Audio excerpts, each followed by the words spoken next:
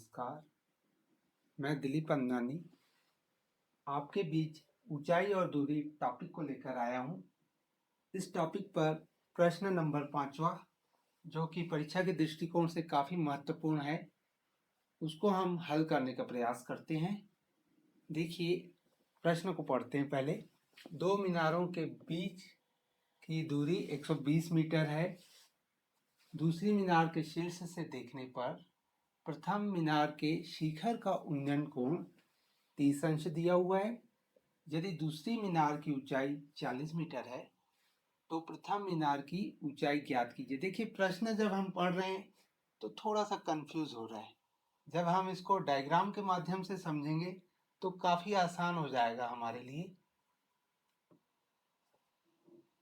दो मीनार की कल्पना करते हैं।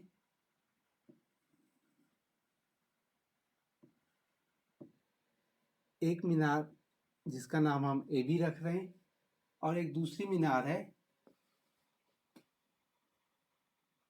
C D. देखिए, यहाँ पर स्पष्ट दिया हुआ है, दूसरी मीनार के शीर्ष से देखने पर प्रथम मीनार के शिखर का उन्नयन कोण 30 अंश है। तो इससे ये स्पष्ट हो रहा है कि दूसरी मीनार जो है पहली मीनार की तुलना में हाइट या ऊंचाई उसकी कम होगी, क्योंकि उन्नयन कोण की जब बात आती है तो जब भी किसी बिंदु से उन्नयन कोण की कल्पना की जाती है तो ऊपर की ओर जाएगा उन्नयन कोण। यानी ए बिंदु कहाँ पे होगा? ए बी जो है मीनार सी डी से बड़ी होगी।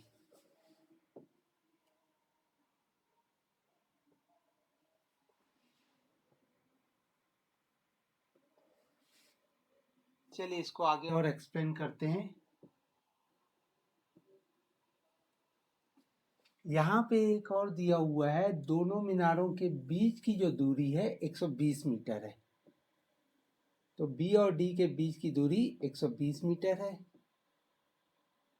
एक बिंदु और ले लेते हैं, सी से ए बी पर एक जो लंब है, जो क्षैतिज रेखा है, इस प्रकार से ये 30 अंश का कोण बन रहा है, उन्नयन कोण। दोनों मीनारों के बीच की दूरी 120 मीटर दी हुई है। तो बच्चों, चूंकि इस प्रकार के जो प्रश्न है ऊंचाई दूरी टॉपिक के 5 अंक के आने हैं, तो यहाँ आपको सिस्टमेटिक तरीके से लिखना होगा। जो भी आप रचना कर रहे हैं उसको बिल्कुल अपने शब्दों में लिखिए। तो किस प्रकार से लिखेंगे? माना कि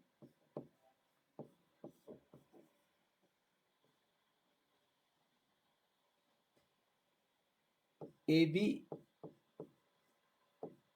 एक मीनार है,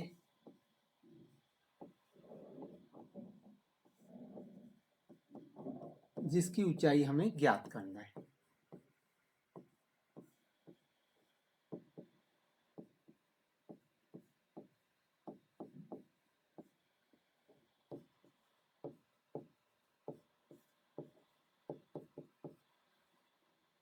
एक मीनार सी डी की कल्पना करते हैं।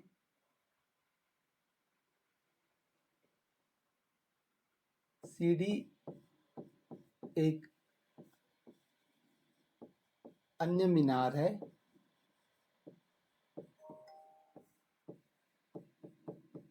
जिसकी ऊंचाई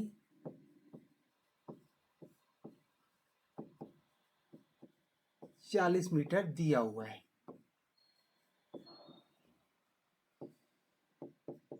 तो बच्चों, यहाँ पे 40 मीटर दिया हुआ है, तो यहाँ पे उल्लेख करेंगे 40 मीटर। और क्या देख रहे हैं हम इस डायग्राम में? मीनार सी डी के शीर्ष से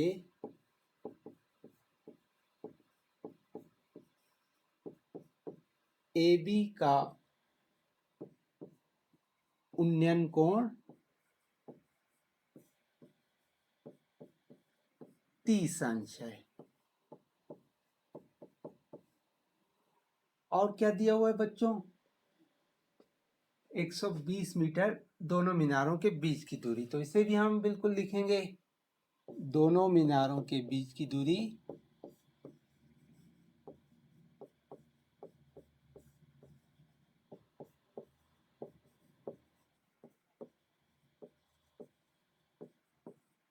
120 मीटर है।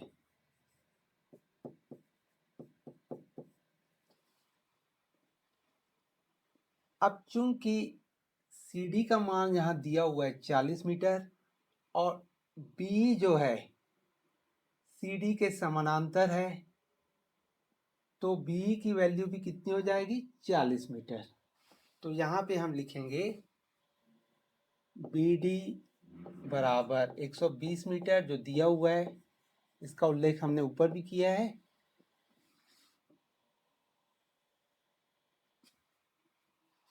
CD बराबर BE बराबर 40 मीटर।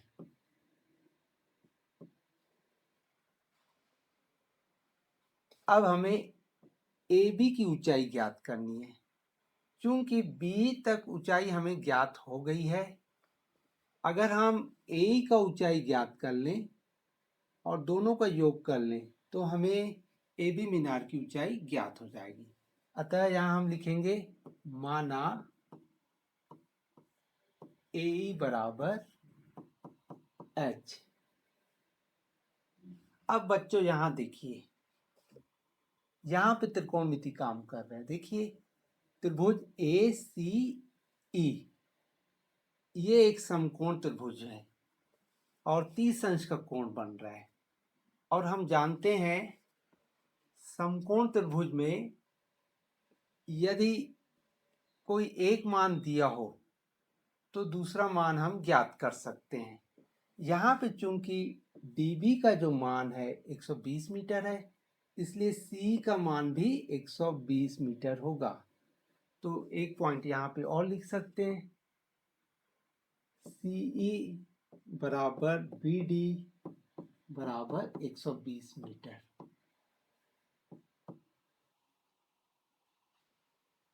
अब हम इस त्रिभुज के माध्यम से H की वैल्यू कैलकुलेट करेंगे।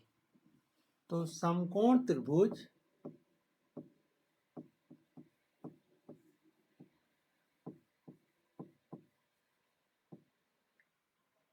AEC में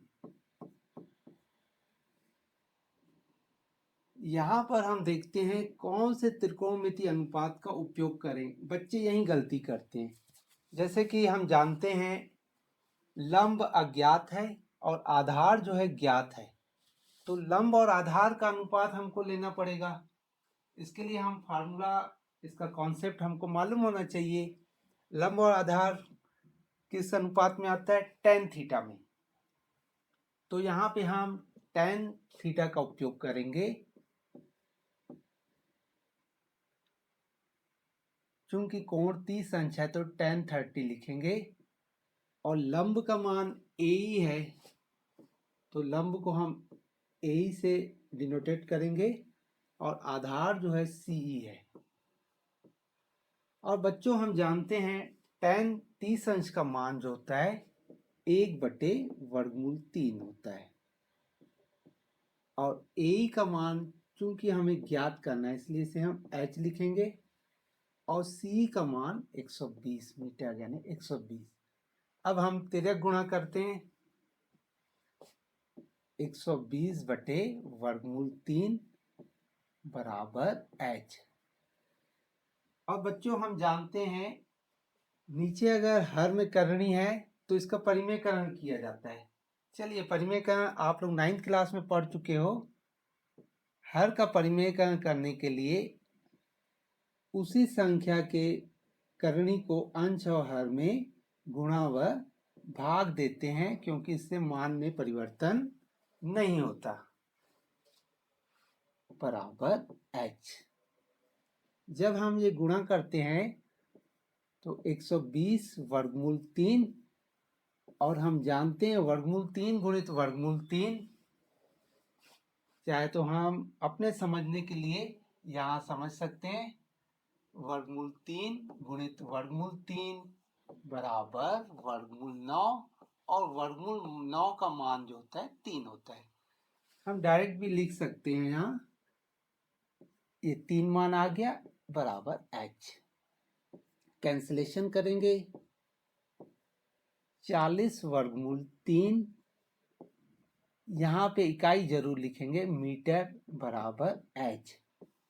ये केवल एच का मान, एच यानी ए का मान हमको प्राप्त हुआ है। हमें ए बी मीनार की ऊंचाई ज्ञात करनी है। तो आगे हम लिखेंगे ए बी जो है इसका मान होगा बीई और ए के योग के बराबर। और हम जानते हैं बी का जो वैल्यू है 40 है और ए का जो मान है 40 वर्गमूल 3 है। 40 दोनों में है तो कॉमा निकाल लीजिए। 1 धन वर्गमूल 3 मीटर। यूनिट जरूर लिखेंगे आप।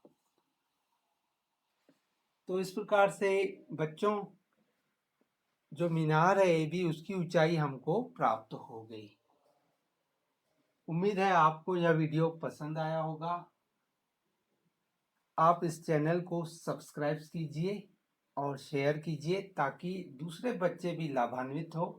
आगे हम इस प्रकार से बहुत सारे वीडियोस आपके बीच ले आएंगे। न केवल गणित बल्कि हर सब्जेक्ट के लिए आपको वीडियो उपलब्ध रहेगा। Thank you.